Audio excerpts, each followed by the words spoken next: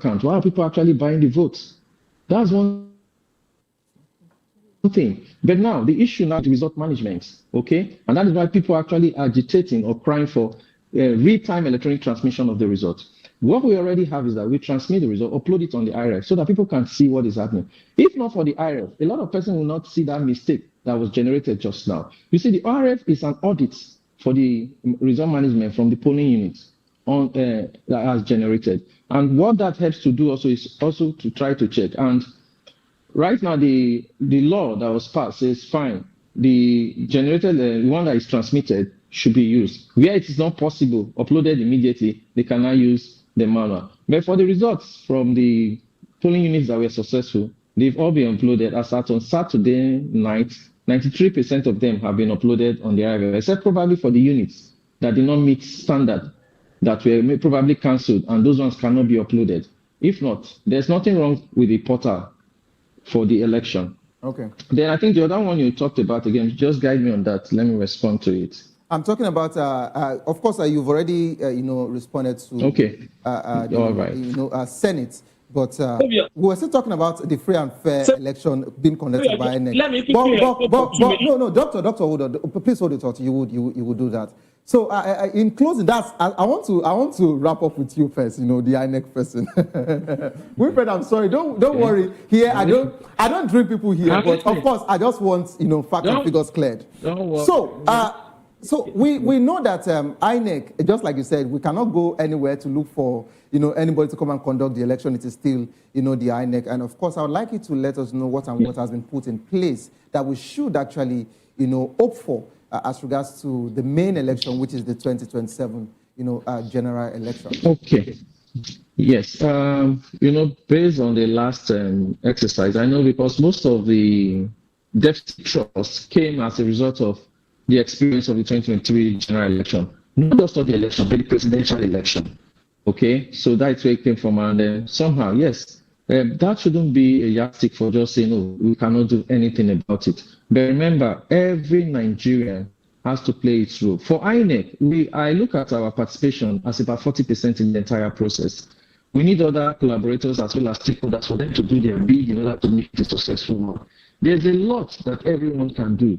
But somehow it seems everybody seems to blame the election management body, this time around INEC, for every failure of maybe when the transportation is not right or when the security coverage is not proper. They seem to blame INEC for it. When the electorate do not do their own things well, when the political parties do not even put their house in order, everybody seems to blame INEC for this. But the thing is that we all have to watch whatever we do and play by the rules. But let me also remind you that even as INEC is also trying to ensure we block every loophole, there are still individuals that are trying to beat us by what we are trying to do in order for them not to, involve themselves in all these shady practices in order to make the election not to be credible and fair. Okay. Wilfred, finally, what is your take as regards to the registering of ADC, Zenith Party, and of course the rest of them? You heard about that particular story. Of course, they are pushing for that particular case. So what's your take? What's your stand on it?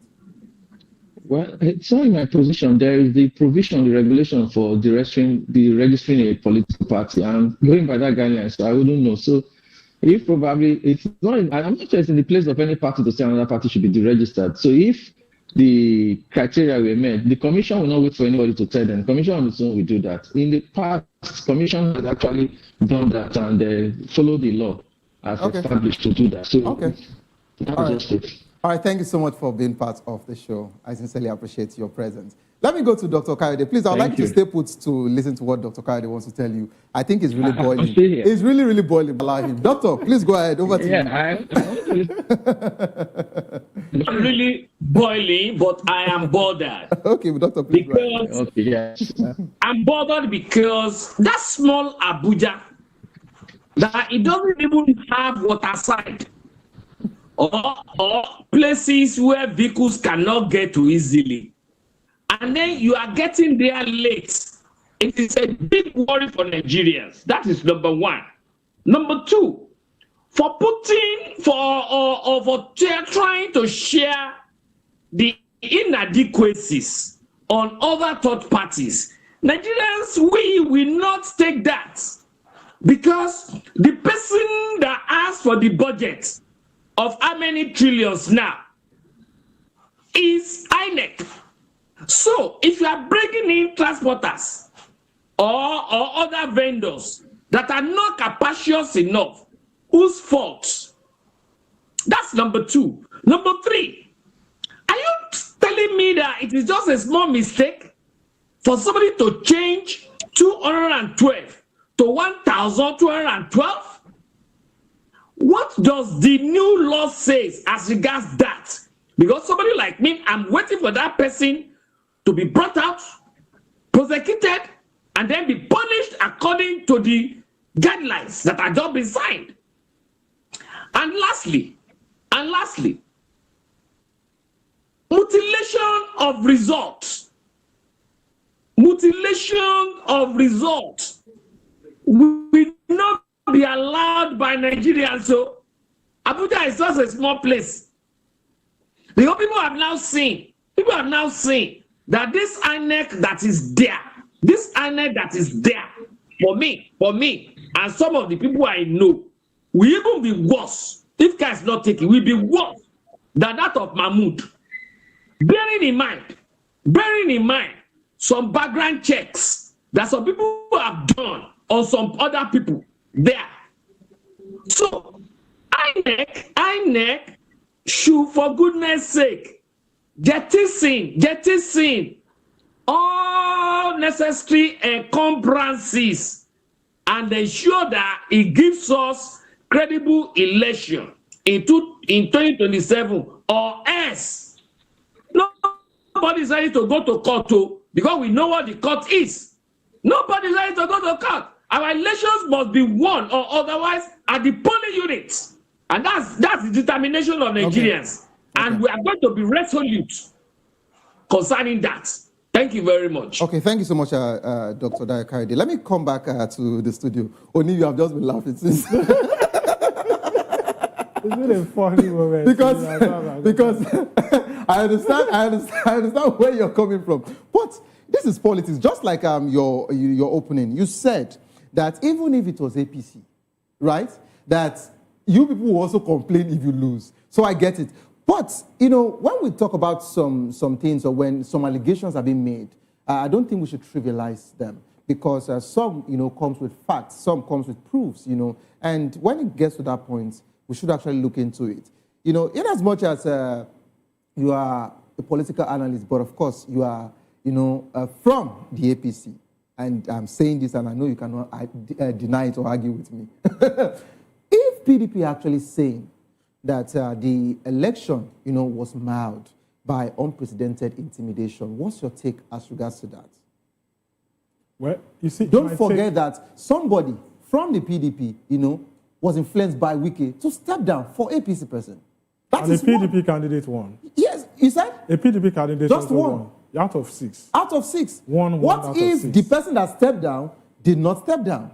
No, that shouldn't be an intimidation. So I would like you to. I would like you to. That shouldn't be an intimidation in any way. It's all a political play. You see, politicians across party lines, if you have seen what Wike is doing, for example, it has been, from one party, it has been between two parties, the APC and the PDP. And so I believe that Wike has extended his marketing skill, let me use that word, to the other PDP to step down. And it is at the same poll, a PDP candidate won in one of the local governments among 6. Yes. So that tells us that you cannot say there was not a fair play or a level playing ground. Assuming all the 6, we had 6 APC that won. At least one PDP won. So having that tells us that there was a level playing field. But don't let us forget, there's always a cause and an effect. Let's look at what led to the election, days before the election, because elections don't just come. There will always be a campaign before election. How do the other parties campaign? ADC, PDP, APC. How was the campaign like? This is all about cause and effect. This is all about what you do and the results that you get. What effort did they put into all of these campaigns? I mean, all other political parties, ADC, PDP, for example. And these things are not automatic. There is no magic in all of these things. If you campaign well, you will get good results. If you don't campaign well, we know the results that you will get.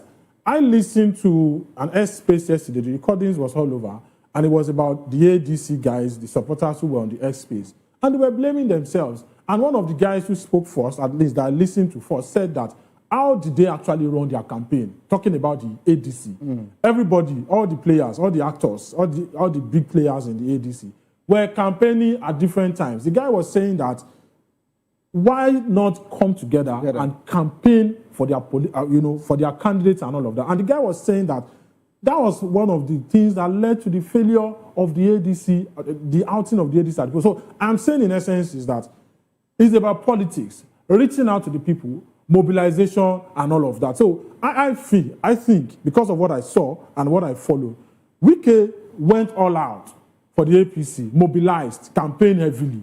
And the result was there on Saturday. Now, again, let's accept this.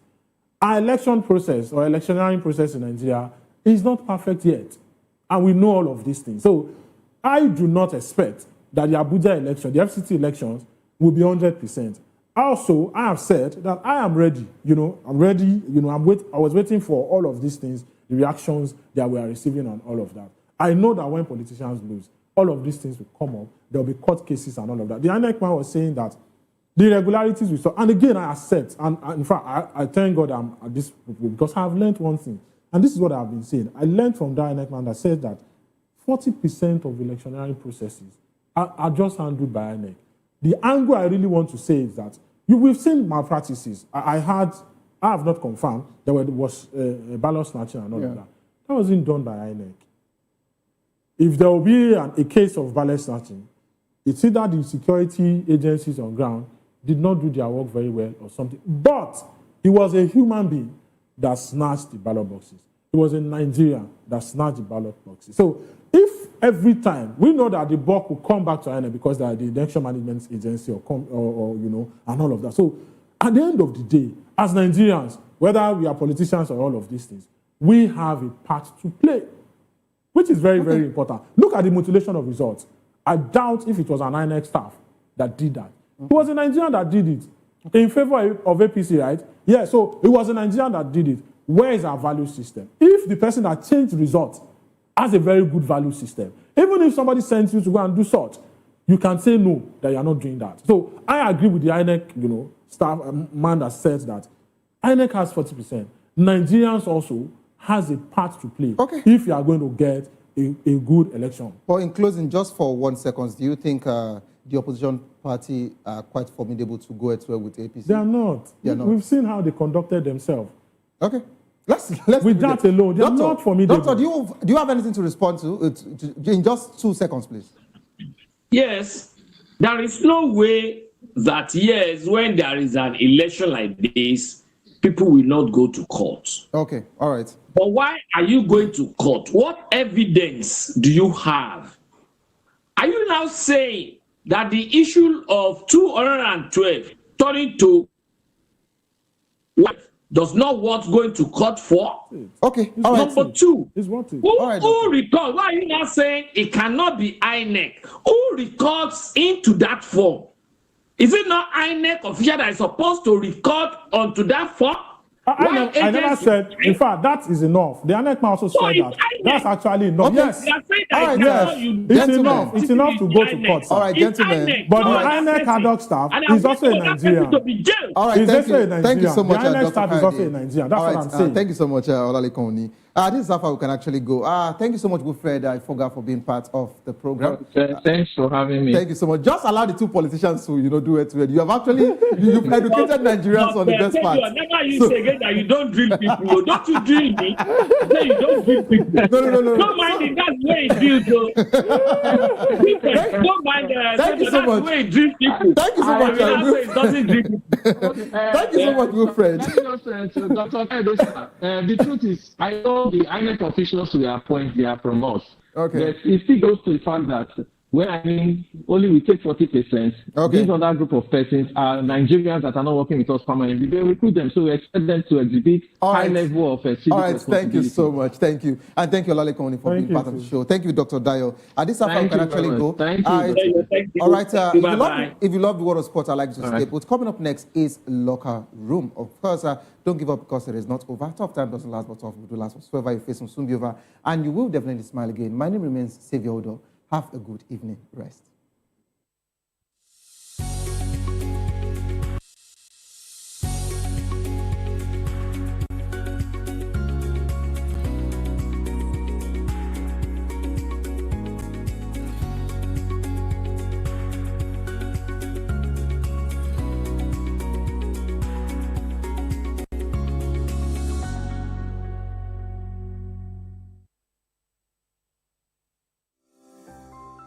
VOP TV. Now, you have more than a voice. Behind every broken desk lies a broken promise. Education shapes the nations. But who is asking